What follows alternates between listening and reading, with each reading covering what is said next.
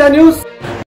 మంథని గోదావరిలో గలతైన రాయకంటి సాయి సంబంధించిన ప్రత్యేక వార్త చూసినట్టయితే పెద్దపల్లి జిల్లా మంథని మున్సిపల్ పరిధిలోని ఫైర్ స్టేషన్ వెనకలో గల గోపీకృష్ణ కిరాణా షాప్ ప్రొపరేటర్ రావికంటి చంద్రశేఖర్ గారి చిన్న కుమారుడు సాయి కృష్ణ ఈరోజు గోదావరిలో స్థానానికి వెళ్ళి గలతైన విషయం తెలిసిందే.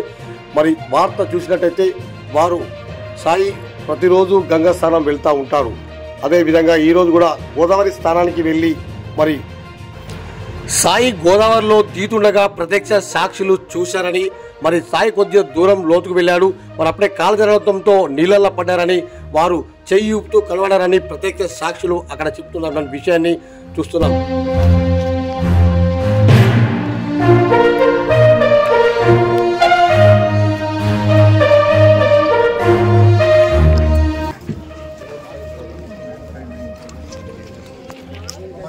మాట్లాడుతున్నా ఏమైందమ్మా పొద్దున